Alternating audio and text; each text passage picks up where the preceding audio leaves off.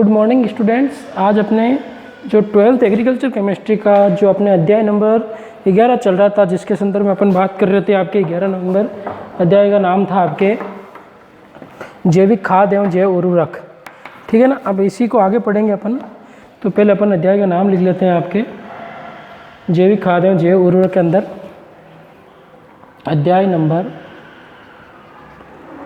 आपके 11 जैविक खाद एवं जैव उर्वरक। तो जैविक खाद एवं जैव उर्वरक के अंदर अपन बात कर रहे थे आपके जैविक खाद के अंदर अपन ने बातें की आपके, जिसके अंदर अपन ने गोबर की खाद के बारे में चर्चा की है। इसके अलावा अपन ने बात कर ली आपके किसके बारे में कंपोस्ट खाद के बारे में। ठीक है ना।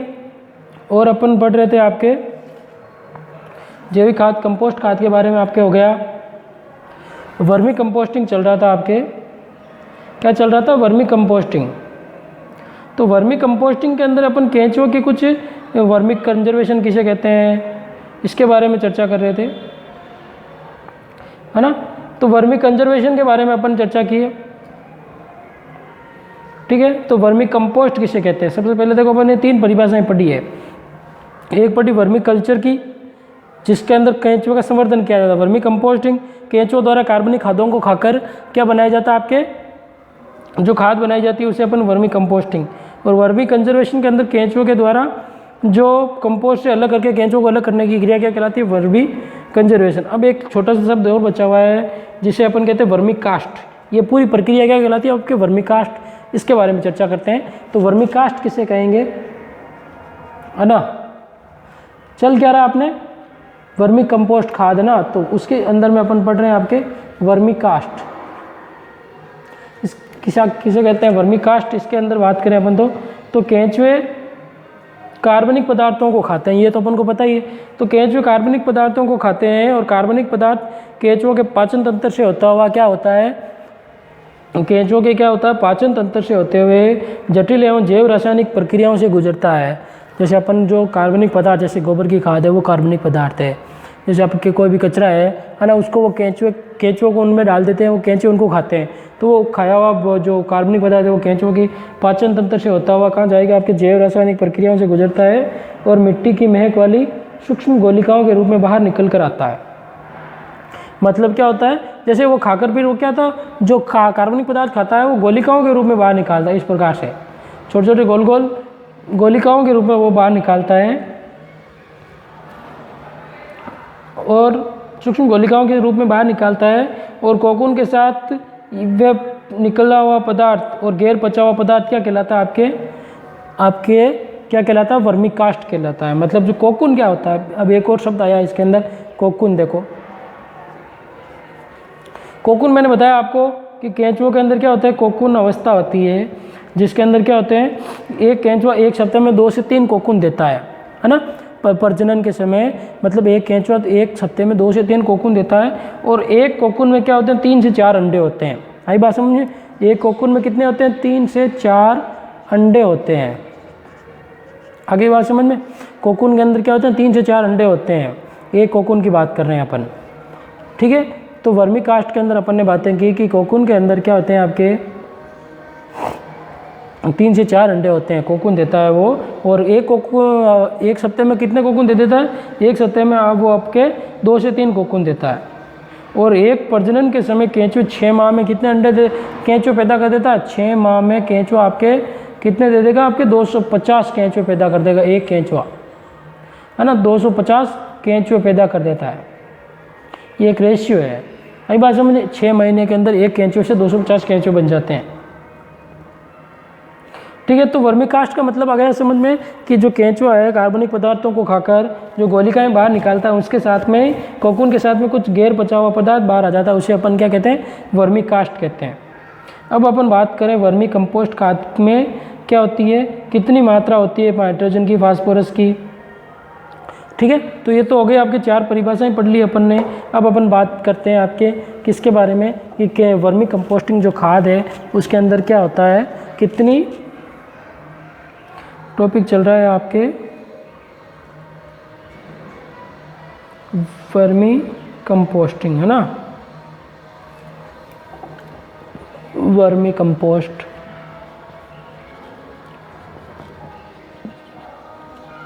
अब इस खाद में क्या होता है, गोबर की अपेक्षा कितनी कार्बन और नाइट्रोजन की मात्रा होती है, उनकी बात करें अपन तो इसमें आपके नाइट्रोजन की मात्रा होती है आपके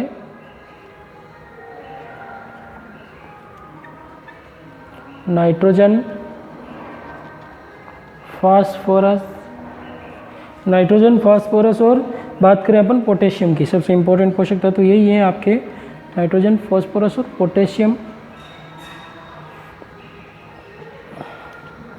इनके अंदर बात करें अपन तो इनकी मात्रा होती है आपके, नाइट्रोजन की मात्रा तो होती है आपके 1.75 से 2.5 तक, 1.75 से 2.5% तक होती है। इसके अलावा अपन बात करें फास्फोरस के अंदर तो 1.5 से कितनी होती है आपके 1.8% तक, 1.5 से 1.8% तक। और बात करें अपन तो पोटेशियम की बात करें अपन तो पोटेशियम की मात्रा होती है 1 से 1.5% तक, ठीक है। तो ये इनकी मात्रा होती है इसके अंदर। और वर्मी कंपोस्ट में जो एक्टिनोमाइसिटीज आपके सूक्ष्म जीवाणु होता है उसकी मात्रा क्या होती है, गोबर की खाद की तुलना में 8 गुना ज़्यादा होती है। और एक्टिनोमाइसिटीज क्या होता है, जंतुओं के लिए बहुत ही उपयोगी जंतु है, मतलब फसलों के लिए और मिट्टी में बहुत उपयोगी होता है ना। तो ये भी एक अच्छी बात है कि वर्मी कंपोस्ट में क्या होती है, एक्टिनोमाइसिटीज की, किसकी मात्रा की बात कर रहा हूँ मैं, एक्टिनोमाइसिटीज, वर्मी कंपोस्ट में एक्टिनोमाइसिटीज की मात्रा, एक्टिनोमाइसिटीज की मात्रा गोबर की खाद की तुलना में, एक्टिनोमाइसिटीज की मात्रा गोबर की खाद अपन सीधे खेत में डालते हैं उसकी तुलना में क्या होते हैं आपके एक्टिनोमाइसिटीज की मात्रा गोबर की खाद की तुलना में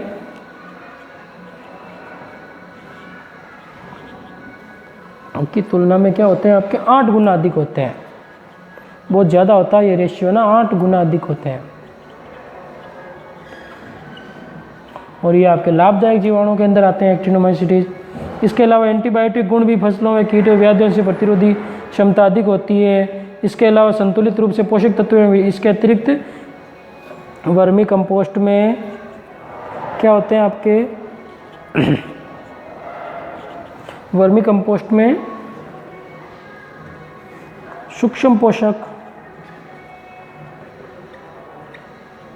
वर्मी कंपोस्ट में सूक्ष्म पोषक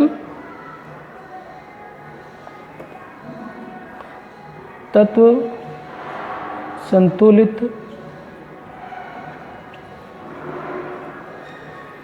संतुलित मात्रा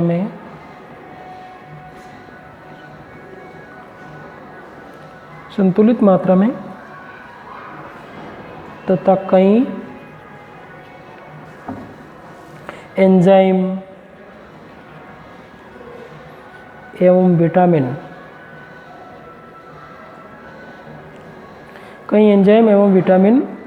पाए जाते हैं। मतलब क्या होते हैं, गोबर की खाद की तुलना में जो अपन ये वर्मी कंपोस्ट खाद डालते हैं इसमें सूक्ष्म पोषक तत्व मात्रा भी ज़्यादा होती है, संतुलित मात्रा में कई पोषक तत्व एंजाइम जो लाभदायक होते हैं वो सभी आपके क्या होते हैं, ज़्यादा मात्रा में पाए जाते हैं वर्मी कंपोस्ट के अंदर। अब केंचुओं की क्या होती है प्रकार देखते हैं अपन, जो आपके लिए वर्मी कंपोस्ट जो खाद बनाने में उपयोगी केंचुए हैं जिसको अपन किसान मित्र कहते हैं, इसके कई प्रकार की प्रजातियां पाई जाती है। इनकी बात करें अपन तो ये तो एक रेशियो हो गया कि वर्मी कंपोस्ट में किसकी मात्रा कितनी होती है, ठीक है। अब अपन बात करें इसके अंदर वर्मी कंपोस्ट के अंदर केंचुओं के प्रकार की बात करें, केंचुओं के प्रकार, केंचुओं के प्रकार की बात करें अपन तो प्रकृति में क्या होती है, लगभग कितनी प्रजातियां पाई जाती है केंचुओं की, 2500 से 3000 तक, 2500 से लेकर 3000, 2500 से लेकर क्या होती है 3000 केंचुओं की प्रजातियां पाई जाती है। 3000 केंचुए की प्रजातियां पाई जाती है। ठीक है, केंचुओं की प्रजातियां कितनी होती है? 2500 से लेकर 3000 केंचुओं की प्रजातियां पाई जाती है प्रकृति में। अब इसमें से क्या होती है? 350 प्रजातियां भारत में पाई जाती है।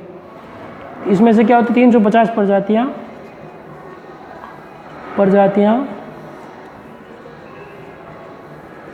भारत में पाई जाती है। आगे बात समझ में, 350 प्रजातियां भारत में पाई जाती है, जिनमें से 293 प्रजातियां कृषि के लिए लाभदायक है। इनमें से 293 प्रजातियां, कितनी? 293 प्रजातियां क्या होती है आपके? कृषि में लाभकारी है, खेतों में लाभकारी है, कृषि में लाभकारी है। और बात करें अपन तो इसके अंदर कृषि में ये तो लाभकारी है। अब इसके अंदर मुख्यतः 3 प्रकार के केंचुए अधिक लाभकारी हैं। मुख्यतः 3 प्रकार, मुख्यतः क्या है? 3 प्रकार के केंचुए अधिक लाभकारी हैं। जिसके अंदर बात करें अपन तो 3 प्रकार के केंचुओं के अंदर एक है आपके एपिजिक, दूसरे की बात करें एपिजिक के बाद में दूसरा है आपके इंडोजिक। एपिजिक हो गया, दूसरा हो गया आपके इंडोजिक और तीसरा हो जाएगा आपके डायोजिक।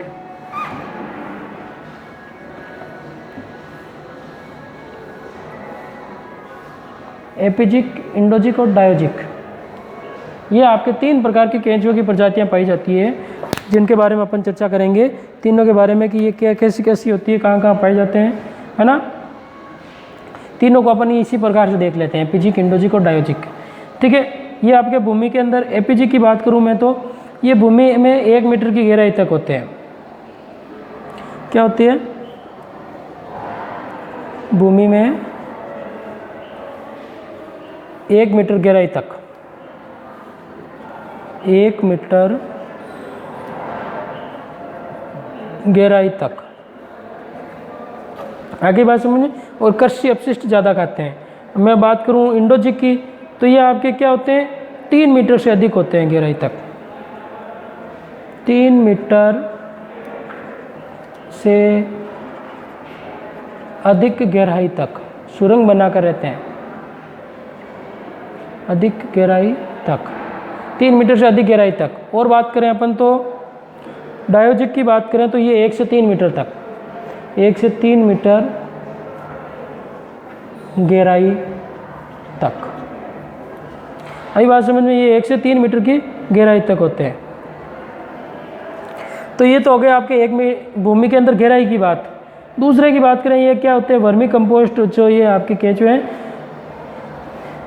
तो इन्हीं को प्रयोग, ये कृषि अपशिष्ट ज़्यादा खाते हैं,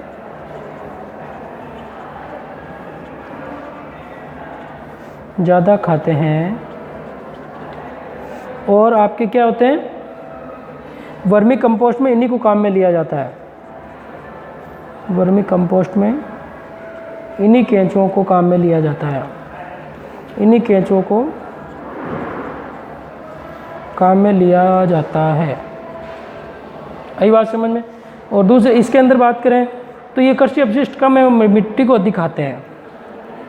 ये क्या होते हैं? ये मिट्टी को अधिक खाते हैं।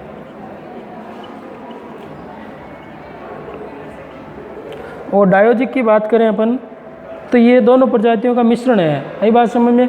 और बात करें अपन तो इसके अंदर इनके एग्जाम्पल की बात करें, इनकी कुछ प्रजातियों के एग्जाम्पल की बात करें अपन तो सबसे पहले इंडोजिक की बात करें तो इसके अंदर आपके क्या हो जाएंगे? पेरेनिप्स, पेरेनिप्स, इधर लिख दे रहा हूँ, पेरेनिप्स। और बात करें अपन तो इसके एग्जाम्पल की, पेरेनिप्स के बाद में आपके पेरेनिप्स अर्वोसिकोली,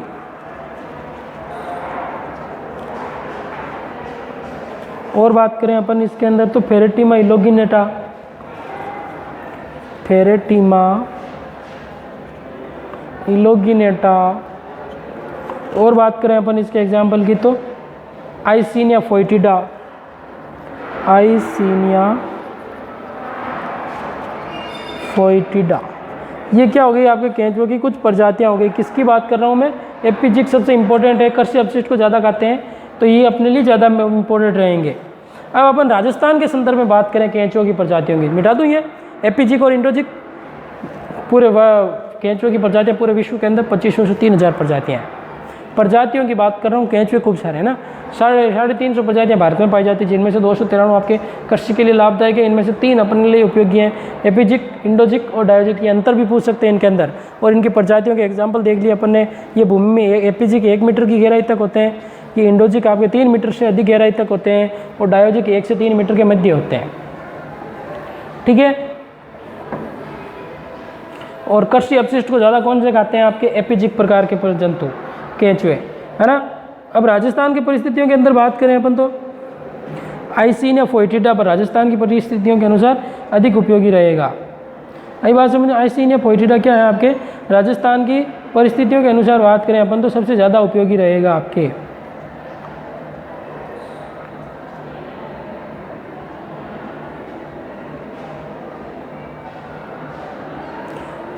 तो राजस्थान में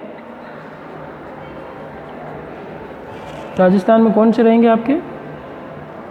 आइसिनिया फोइटिडा। आइसिनिया फोइटिडा क्या रहेगा आपके? ज़्यादा उपयोगी रहेगा। आगे बात में तो राजस्थान के संदर्भ में बात कर ली अपन ने कि कौन सा जो जंतु है अपने लिए ज़्यादा उपयोगी है, केंचुआ की प्रजाति।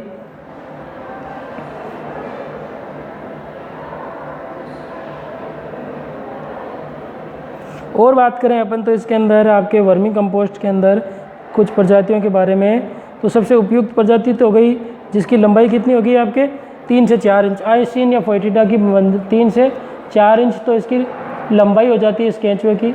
3 से 4 इंच मतलब ये आपके इतना सा होता है ना। ये 5-6 इंच का हो गया आपके, है ना। 3 से 4 इंच लंबाई हो जाती है। वज़न में यह होता है आपके 1 ग्राम के लगभग वज़न, 1 ग्राम के लगभग वज़न होता है इसका। और बात करें अपन तो इसके अंदर आपके ये लाल रंग के होते हैं। क्या होता है आपके? लाल रंग का होता है केंचुए की बात करें आइसिनिया फोइटिडा की। इसके अलावा और बात करें अपन तो इसमें 90% कार्बनिक पदार्थ और 10% मिट्टी खाते हैं। ये 90% तो कार्बनिक पदार्थ और 10% आपके क्या खाते हैं? आप मिट्टी खाते हैं। ये मिट्टी खाते हैं। और बात करें अपन तो इसके अंदर ये क्या होते हैं? इनके रखने के लिए क्या होता है? तापमान कम होना चाहिए, ज़्यादा तापमान में मर जाते हैं ये। नमी होनी चाहिए और खाद्य पदार्थ होने चाहिए। अगली बात से नमी होनी चाहिए, खाद्य पदार्थ होने चाहिए। और ये क्या होते हैं? केंचुए 4 सप्ताह में वयस्क हो जाते हैं। क्या होते हैं आपके? 4 सप्ताह में वयस्क मतलब 1 महीने में क्या हो जाते हैं आपके? 1 महीने में वयस्क हो जाते हैं। 4 सप्ताह में ये क्या होते हैं? एकदम वयस्क हो जाते हैं। इसके अलावा और बात करें अपन तो एक केंचुआ 1 सप्ताह में, ये बता ही दिया मैंने, 1 सप्ताह में एक केंचुआ 3 से 4 कोकून देता है। और एक कोकून में क्या होते हैं? 2 से 3 कोकून होता है और एक कोकून में 4 अंडे होते हैं। और एक प्रजनक केंचुआ 6 माह में 250 केंचुए पैदा कर देता है। अब वर्मिक, ये तो केंचुए के बारे में बात होगी। राजस्थान के अंदर क्वेश्चन पूछ सकते हैं, राजस्थान में सबसे जो ज़्यादा पाए जाने वाला केंचुआ है और उपयुक्त परिस्थितियों के अनुसार तो आइसिनिया फोइटिडा, जिसकी लंबाई 3 से 4 इंच, वजन 1 ग्राम के लगभग, लाल रंग का होता है, 90% कार्बनिक पदार्थ खाता है और 10% तक मिट्टी खाता है। इनके लिए टेम्परेचर, नमी अधिक होनी चाहिए, टेम्परेचर कम होना चाहिए, खाद्य पदार्थ ज़्यादा होने चाहिए, है ना। और ये 4 सप्ताह 1 महीने में वयस्क हो जाता है और 1 सप्ताह में 2 से 3 कोकून देता है। तो इस प्रकार से ये अपने बातें हो गई किसके बारे में? केंचुए जैविक खाद के बारे में। जैविक खाद के बारे में बात पढ़ रहे हैं अपन, वर्मी कंपोस्टिंग के बारे में। तो अपन ने बातें की पहले तो 4 प्रकार की प्रजातियों के बारे में। वर्मी कंजर्वेशन कहते हैं किसे हैं? Vermi culture. फिर उसके अंदर बात की अपन ने वर्मी कंजर्वेशन, फिर अपन ने बात की आपके वर्मी कंपोस्ट, और फिर उसके बाद में बात की अपन ने वर्मी कास्ट। ये 4 तो बातें की अपन ने परिभाषाओं की, है ना। वर्मी कल्चर का मतलब केंचुओं का संवर्धन करना, वर्मी कंजर्वेशन का मतलब केंचुओं को क्या करना, जो आपके सुरक्षित रखने की प्रक्रिया, ठीक है। इसके अलावा अपन ने वर्मी कंजर्वेशन का मतलब तो केंचुओं को कार्बनिक पदार्थों से, अपशिष्ट पदार्थों से अलग करने की प्रक्रिया। वर्मी कंपोस्टिंग का मतलब क्या हो गया आपके केंचुओं कार्बनिक खाद बनाने की प्रक्रिया। कास्ट का मतलब जो कोकोन के साथ में अलग प्रकार से मिट्टी बाहर आ जाती है वो। फिर अपन ने इसके बारे में बात की आपके जो कार्बन, नाइट्रोजन, फास्फोरस और पोटेशियम की कितनी मात्रा होती है इसके अंदर। इसके अलावा अपन ने कौन कौन से एक्टिनोमाइसीट्स की मात्रा इसमें ज़्यादा होती है। केंचुओं की प्रजातियों के बारे में बात की, एपीजिक, इंडोजिक और डायोजिक के बारे में। और राजस्थान में आइसिनिया फोएटिडा केंचुआ ज़्यादा पाया जाता है, जिसकी लंबाई, रंग, क्या खाता है, कितनी मात्रा होती है, इनके बारे में चर्चा कर ली। और अब वर्मी कंपोस्ट खाद बनाने की विधि और प्रयोग की विधि जो अपन अगली क्लास में चर्चा करेंगे कि खाद किस प्रकार से बनाई जाती है और इसको प्रयोग कैसे किया जाता है। आगे की बातें अपन अगली क्लास में करेंगे। ओके, गुड लक, धन्यवाद। आज के लिए इतना ही, आगे की बातें अपन अगली क्लास में करेंगे। धन्यवाद, ठीक है।